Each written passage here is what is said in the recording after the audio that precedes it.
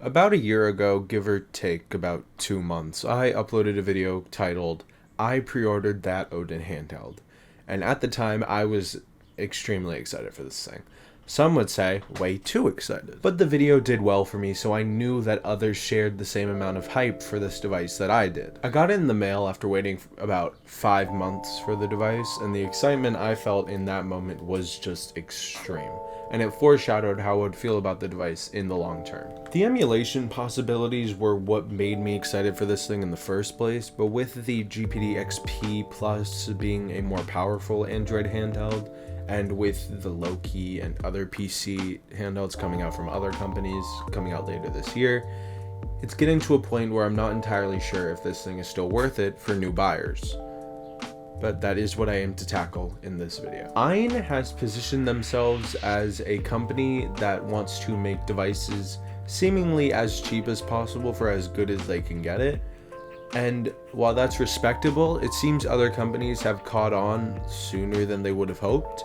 What I mean by that is that Aya and another company called AOK Zoe are making devices similar to the Loki in that they're PC handhelds trying to be cheap. And with these devices, I'm not entirely sure if AYN can continue to call their devices the cheapest handhelds on the market. I wouldn't be surprised if the most expensive model of the Loki Max, which is the one I pre-ordered, ends up being cheaper than the higher end models of the other devices, but the other companies have definitely seen the impact that AYN and the excitement that their device has caused, and they're definitely going to want to do that as well. All of this is great for the consumer. There's nothing I love more than seeing a new company come in and forcing the companies that have been here for a while to lower their prices through attacking their market share. Except for GPD, they seem to not care one bit. But aside from that, this thing has been great. The emulation is great, and while it's not the best that it could be, I really do think that it's worth it for the money.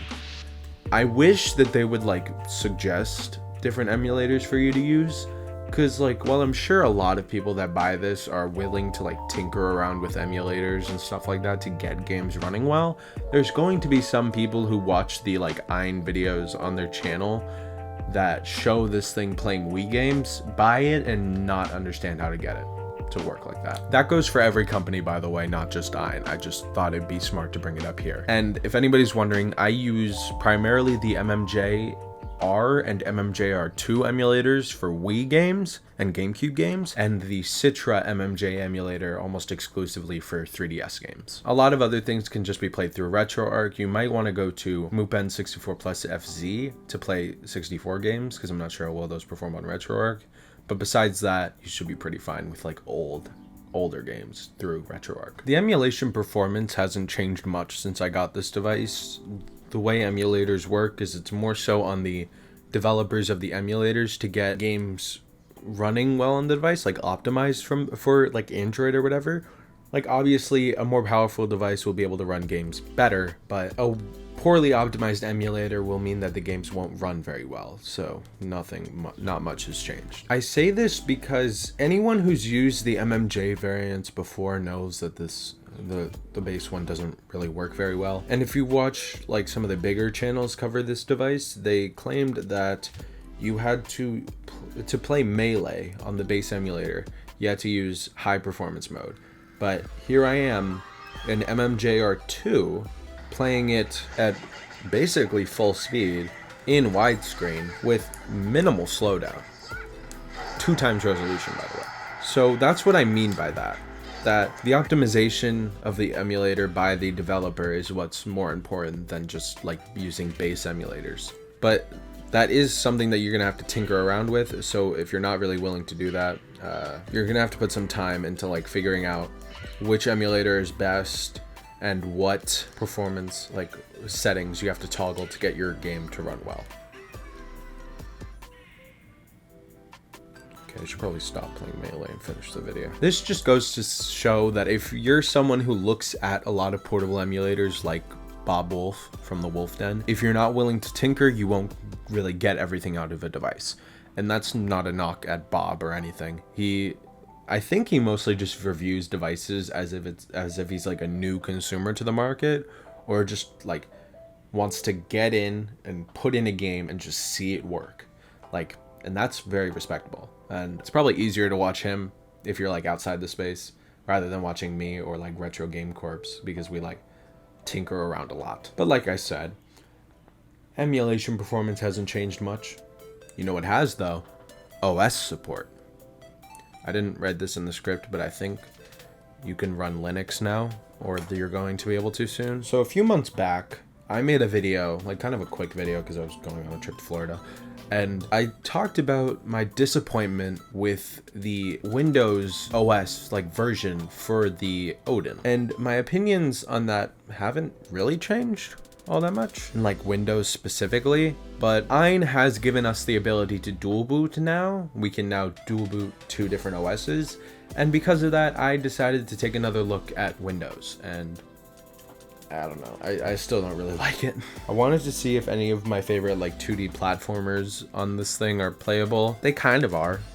I mean, I wouldn't really want to play them on here, but you kind of can. Celeste works fine, I guess. There were some slowdowns, and I think there were some misinputs, but it worked fine. Ori and the Blind Forest had slowdowns. Goose Game did not run at full speed, and 20XX gave me a controller error whenever I tried to start it, so I could not play that. I don't know if this is an issue with dual booting specifically, but I would not recommend doing this to your Odin unless you have like 2 Odins and want to just do a flash reboot, like completely flash one of them with Windows and keep the other one on Android, because emulation is worse. PC games don't run that well, and I feel like Android is just better.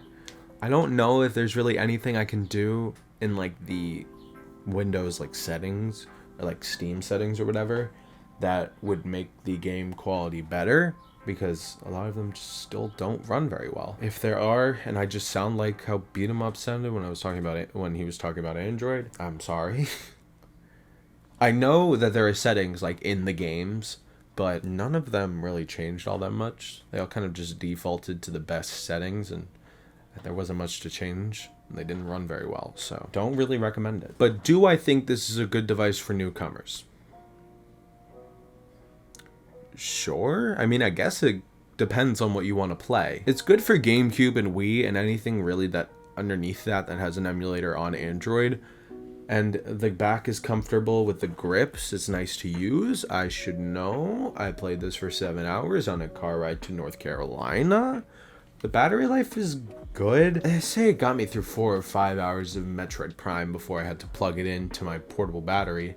And then after that, it got me through like another 3 hours, and it didn't even die by the time I was at the hotel. The joysticks are nice. They're a bit deeper in it than I would have hoped, but they work, and the buttons feel great.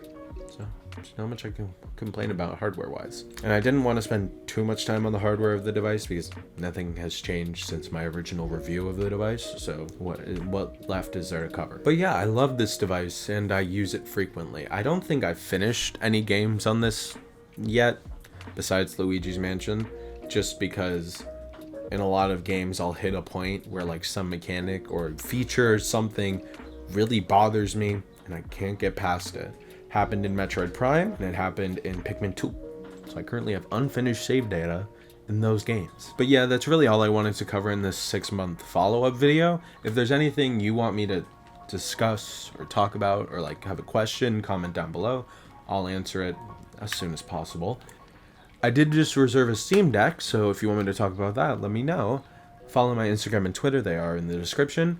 I will see you next week with another video. Goodbye.